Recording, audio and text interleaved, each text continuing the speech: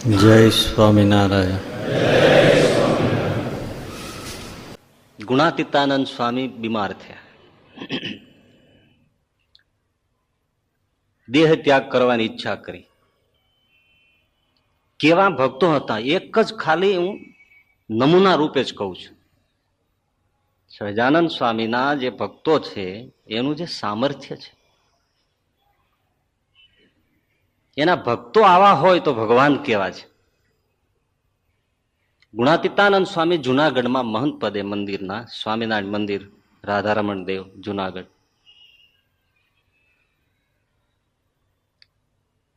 દૂર આખા ગામ, ક્યાં જુનાગઢ અને ક્યાં આખા પીપળાણા, મેઘપુર, એ બધા ગામ. આખા ગામમાં લાડુમાં પીપળાણાના નરસિંહ મહેતાના દીકરી, નિરાવરણ દ્રષ્ટિ અને સમાધિની દશા. કયા સાધનો હતા! એક સામાન્ય મહિલાની દશા છે આ. ત્યાં બેઠા બેઠા જુનાગઢમાં જુએ કે સ્વામી ઉદાસ થયા છે અને દેહત્યાગ કરીને અક્ષરવાસી થશે તો સત્સંગનું શું થશે? સડસડાટ સમાધિ કરીને અક્ષરધામમાં મહારાજ પાસે પહોંચ્યા અને ધા નાખી, અરે મહારાજ, સ્વામીએ સંતો ને ભક્તોના આંબા સોરઠમાં રોપ્યા છે તો એ રોપા છે, હજી એ મોટા રોપડા છે, એ આંબા થઈ જાય પછી સ્વામીને તમે લઈ જાઓ એવી દયા કરો, રાખો ત્યાં સુધી, નહીતર બગીચો ઉજ્જડ થઈ જશે. મહારાજ કે હા લાડુ, અમે એમ રાખશું, હો, જાઓ. અને ગુણાતીતાનંદ સ્વામી સાજા થયા. એ ત્યાં જાણી ગયા કે આ પરાક્રમ લાડુ ડોશીનું છે. આપણો ગુણાતીતાનંદ બાપ જેવા તેવા નહોતા. વળી બીજી વખત સ્વામી ઉદાસ થઈને ઉપશમમાં જ ઉતરી ગયા. કઈ ધ્યાન જ નહીં, બિલકુલ ઉપશમ. આંખો ખુલી હોય છતાં કઈ દેખે નહીં, કાન ખુલ્લા તો સાંભળે નહીં, કોઈ જમવાનું કહે તો કોઈ નજરમાં નહીં. હે મહારાજ, હે મહારાજ, બસ એમ નમ 3 દિવસ 3 રાત નીકળી ગયા. સભા મંડપમાં બેઠા.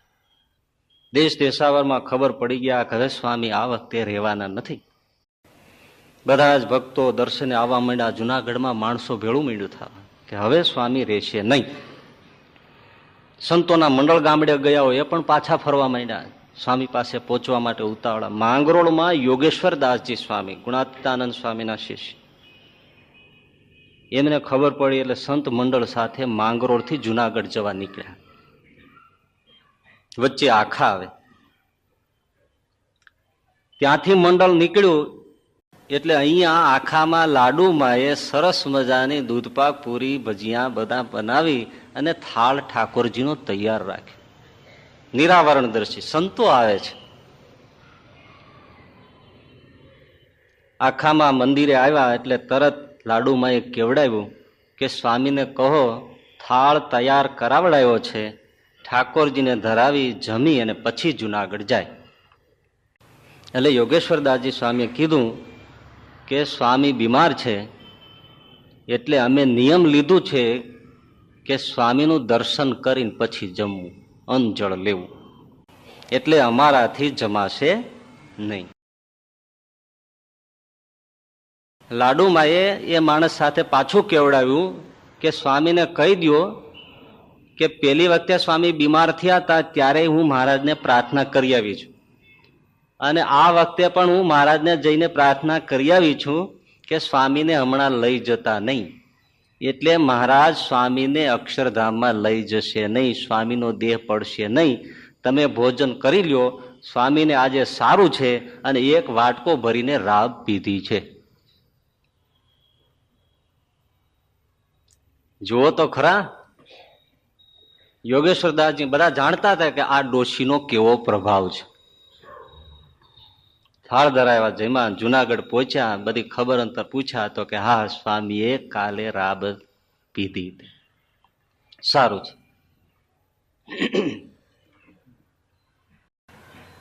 બીજે દિવસે લાડુ ડોશીએ પોતાના 2 દીકરા કાનજી અને મકનજી એને કીધું તમે સ્વામીના દર્શન કરી આવો. સ્વામી હવે સ્વસ્થ હતા. દંડવત કરી અને બીજા સંતો બેઠા હતા, ભક્તો બેઠા હતા. બે દીકરાઓ લાડુમાના આખાથી આવ્યા અને દંડવત મીંડા કરવા. એટલે ગુણાતીતાનંદ સ્વામી કહે, અમે મહારાજની પાસે જઈએ છીએ અક્ષરધામમાં, સમાધિ દશામાં. અમે તો કંઈ બોલતા નથી કે અમારે અહીંયા આવવું છે, પણ ત્યાં જે બધા સંતો છે એ અમને એમ કહે છે કે સ્વામી હવે ક્યારે આવવું છે. અમે કંઈ બોલતા નથી, પણ આ છોકરાઓની માં આડી પડે છે. અમે જો કહીએ તો મહારાજની આગળ આપણે આપણું વેણ રાખ્યું કહેવાય, એટલે આપણે બોલાય નહીં. અને આ ડોશી જવા દેતી નથી.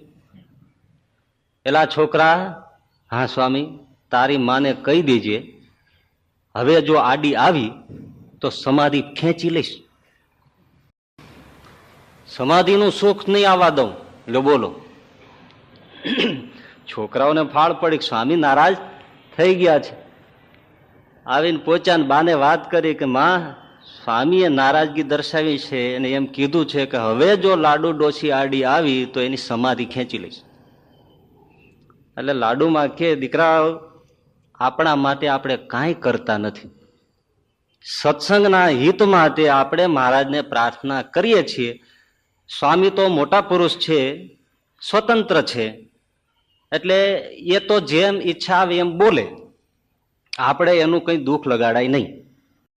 પણ સત્સંગના હિત માટે આપણે મહારાજને પ્રાર્થના કરવી, ભલે સ્વામીએ કીધું. આ ગજબનું જોશીભાઈ કરા થાય. ત્રીજી વખત સ્વામી બીમાર થયા અને લાડુ ડોશી ઉપડ્યા.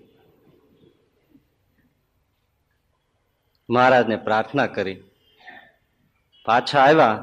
પણ જુનાગઢમાં બેઠા બેઠા ગુણાતીતાનંદ સ્વામીએ સમાધિ ખેંચી લીધી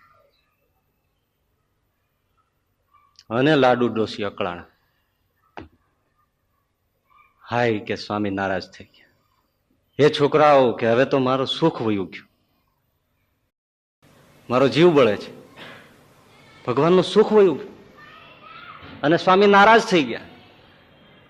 ડોશી ઘાંઘા થઈ ગયા. જાઓ, દોડો, જુનાગઢ જાઓ, સ્વામીને પગે લાગો, કોઈ બી હિસાબે સમજાવો. મને એમ નહોતું કે સ્વામી આવું કરશે. ત્યાં તો સાચે જ સ્વામીએ સમાધિ ખેંચી લીધી. છોકરાઓ દોડતા આવ્યા, રડ્યા, સ્વામીના પગમાં પીડ્યા. સ્વામી, મારી ડોશીએ કીધું છે, માએ કીધું છે, હવે તમને જરાય આડા નહીં આવે, કૃપા કરીને સમાધિ પાછી આપો, એનું દુઃખ અમારાથી જોવાતું નથી. સ્વામી કે સારું, સમાધિ થશે. સમાધિ સ્ટાર્ટ.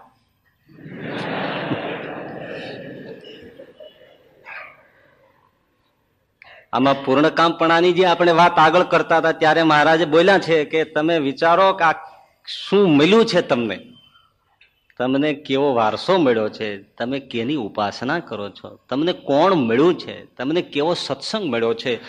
આ તો મળ્યું છે પણ બાળકના હાથમાં ચિંતામણી છે, એમ મહારાજે 24ના વચનામૃતના અંત ભાગમાં કીધું. લાડુમાં સમાધિ શરૂ થઈ, પણ પછી આડા આવવાનું બંધ કર્યું. થોડા વર્ષો સ્વામી જુનાગઢ દેશમાં ફર્યા અને પછી વિચાર કર્યો કે હવે દેહ છોડી દેવો છે, હવે કોઈ આડું હવે એમ હતું નહીં. અને જુનાગઢમાં નીકળ્યા. બધાને કહ્યું કે લ્યો બધા સૌ છેલ્લી વારના દર્શન કરો, હવે અમારે સત્સંગમાં ફરવું છે. આવ્યા તો આવ્યા, નક્કી કરીને નીકળી ગયા. ખ્યાલ છે એ પ્રમાણે વંથલી ગયા, કલ્યાણભાઈને મળ્યા. કલ્યાણભાઈ રાજી થયા. એકાંતિક ભક્ત કલ્યાણભાઈ વંથલીના કેટલાના ચરિત્રો કહીએ. ગુણાતીતાનંદ સ્વામીએ કીધું, કલ્યાણભાઈ દેહ છોડવો છે, તમે રાજી? અરે મા બાપ આવા દર્શન આપો, બાકી દેહ શું કામ છોડવો, સત્સંગમાં બહુ જ જરૂર છે. કાંઈ નહીં, વંથળીથી નીકળી ગયા. જાળિયા ગયા. હીરાભાઈ ઠક્કર એકાંતિક ભક્ત મહારાજની ખૂબ સેવા અને માંદગીમાં, એ બધો પ્રસંગ આપણે જાણીએ છીએ. ગુણાતીતાનંદ સ્વામી કે હીરાભાઈ કે દેહ ત્યાગ કરવા આવ્યા છીએ, તમે રાજી? અરે મા બાપ, આવા ને આવા દર્શન આપો ને શા માટે એવા સંકલ્પ કરો છો? સારું, નીકળી ગયા. આવ્યા ઉપલેટા. ઉપલેટામાં લાલાભાઈ સમાધિનિષ્ઠ. લાલાભાઈ તો કે હા, તો કે દેહ ત્યાગ કરવા આવ્યા છે, તમે રાજી? તો અહીંયા દેહ છોડીએ. જાણે કેમ કપડા બદલવા હોય. અને એવું જ છે, એવા પુરુષોને માટે કઈ નથી એવું. આજે પણ હજી સત્સંગમાં એવા પ્રસંગો બને છે કે ડોક્ટર કહી દે 2 દિવસમાં વયા જાય છે. આ કે તમે ડોક્ટર સાહેબ રાજી રહ્યો, રાજી રહ્યો, હું એમ એકાદશી સિવાય નહીં જાઉં. એકાદશી મને મહારાજ કહી ગયા છે, આવતી એકાદશી હજી 10 દાડાની વાર છે, હું ત્યારે જ શરીર મૂકીશ. આજે બને છે, આ સત્સંગમાં બને છે. લાલાભાઈ ઉપલેટામાં ન ઈચ્છા દર્શાવી એટલે સ્વામી ત્યાંથી નીકળીને ગોંડલ આવ્યા. અને ગોંડલમાં એ વખતે ભગવતસિંહ દરબાર નાના દીકરા, પિતાજીનું અવસાન થઈ ગયેલું, અને એના વારસનો ગરાસનો ગોંડલના રાજનો કેસ ગોંડલ ચાલે, લંડન ચાલે, રાજ્ય ખાલસા કરવા માટે. અને એ મૂંઝવતો પ્રશ્ન. વાત તો આપણે ટૂંકમાં જ લીધી છે, પણ ગોંડલ આવ્યા એટલે તરત રાજ દરબારમાં પધરામણી કરી. વાત મૂંઝવતી હતી એ કહી. સ્વામી કે લાવો ભગવતસિંહજીને. નાના બાળક સ્વામીની પાસે મૂક્યા. સ્વામી અંગૂઠો બોળી કુમકુમનો ચાંદલો કરીને બોલ્યા, એ આ ગોંડલની ગાદીનું ટીલું, હવે એને ત્રિલોકમાં કોઈ ફેરવે નહીં, ભલે લંડનમાં કેસ હાલી રાખે. આ તો એવા રાજા થશે, એવા રાજા થશે કે એના બીજાને ધડા લેવા પડશે. અને આપણે જોઈએ છીએ કે ભગવતસિંહ બાપુએ જે ગોંડલમાં રાજ કર્યા એવા કોઈ કરી શક્યા. તો આ એક ભક્તોનું સામર્થ્ય ભગવાન થકી. તો અનેકને ઐશ્વર્ય સમાધિ સહજાનંદ સ્વામીએ દ્રષ્ટિ માત્રથી આપી.